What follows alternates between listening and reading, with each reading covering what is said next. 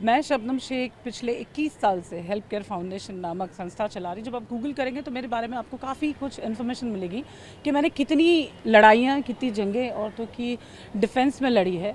क्यों? क्योंकि इक्वालिटी नहीं मिलती। और ऐसे ऐसे जो अपने आप को महाराज या गुरु, आई एम सो सॉरी, आप लोग कहते होंगे, मेरे लिए वो मिस्टर, अभी उनका नाम भी मुझे इतनी अच्छी तरह पता नहीं है, क्योंकि जब भी अगर मैंने उस शख्स के वीडियोज़ देखे तो मैंने मेम्स में देखे लोग मजाक उड़ा रहे हैं कि ऐसे गुरु के पास जाके लोग सवाल करते हैं कि जिनके पास खुद के पास जनरल नॉलेज नहीं है। वो बता रहे हैं 25 साल की लड़कियां 4 जगह मुंह मार के आती हैं। तो गुरु जी, आप मेडिकल टेस्ट करते हैं सबका? आपके जैसा इंसान जो स्टेज पे ऊपर कुर्सी में बैठ के ये कहता है कि वो 4 जगह मुंह मार के आती हैं, तो क्या आप वो चारों जगह का सर्टिफिकेशन लेकर आते हैं? अच्छा मुझे बताइए, 25 साल की लड़कियां मुंह मार के आती हैं, तो 25 साल के लड़के क्या करते हैं?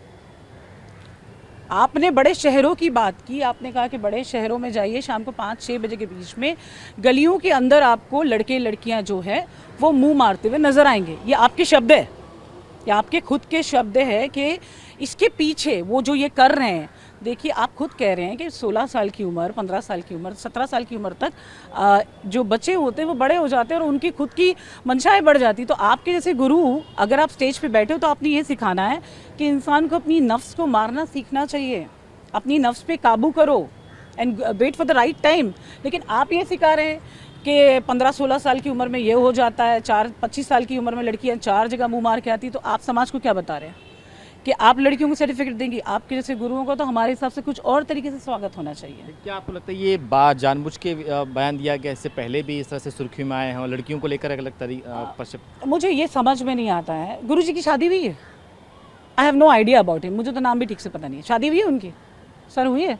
आपका मैंने एक स्टेटमेंट, मुझे किसी मेरे जर्नलिस्ट मित्र ने भेजा कि इन्होंने कुछ ऐसा कहा है मैम, तो मैंने जैसे ही उसको क्लिक किया, मैंने देखा किसी और लेडी ने नीचे एक बड़ा सा वीडियो पोस्ट किया है। मैंने पूरा 12 मिनट का वीडियो देखा।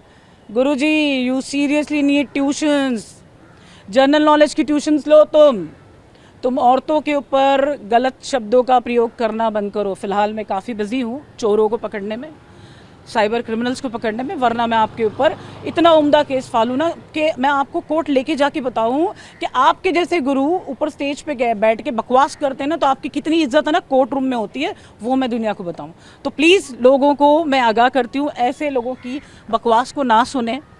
मॉडर्न होना, या फिर वो कहते हैं कि लिविंग में रह रही हैं 25 साल की उम्र में, 4 जगह लिविंग में वो रहकर अपना जो है जवानी देकर, I mean your words were literally different.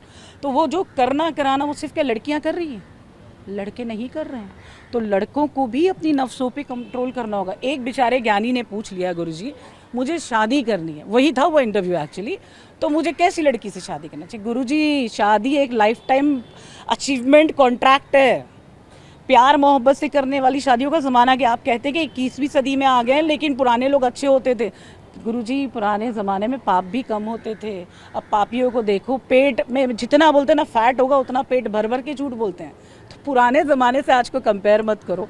आप कहते हैं कि लड़की बाल विवाह करके ससुराल में जाए और जाके वहाँ पे ससुराल के हिसाब से सीखे, वहीं खेले, वहीं बड़ी हो।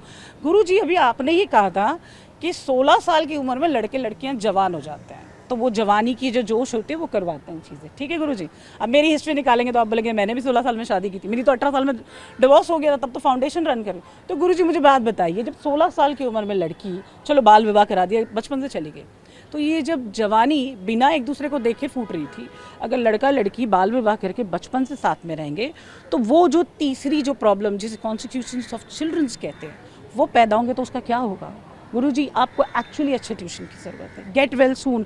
मैं जब भी ऐसे बकवास लोगों की बातें सुनती हूँ तो मैं नीचे ज़रूर लिखती हूँ get well soon India, and not only you, the Indians need to get well soon. क्योंकि तुम जैसे लोगों के पास जाना और तुमसे पूछना, यार स्केरी, वेरी स्केरी। ये हमारे समाज के, आप ये सोचो, ऐसा आदमी बैठ के जो बोल रहा है, आप पत्रकार हो, मैं सुन रही हूँ, ये सुन रहे हैं, वो मैडम सुन रही है, वो सारे लोग सुन रहे हैं, हम इंडियन सुन रहे हैं। जब देश के बाहर के लोग सुनते हैं ना, आप जाते हैं कि नहीं जाते मुझे पता नहीं है, आप अपने आप को सरल इंसान बताने वाले, आप घूमते प्राइवेट जेट में होंगे, मुझे नहीं पता, आपकी R&D मैंने नहीं की है, लेकिन बाहर के देश के लोग जब हमारे देश के कुछ ऐसे बेवकूफ़ों की बकवास सुनते हैं ना, तो उन्हें ऐसा लगता है India is still very much backward.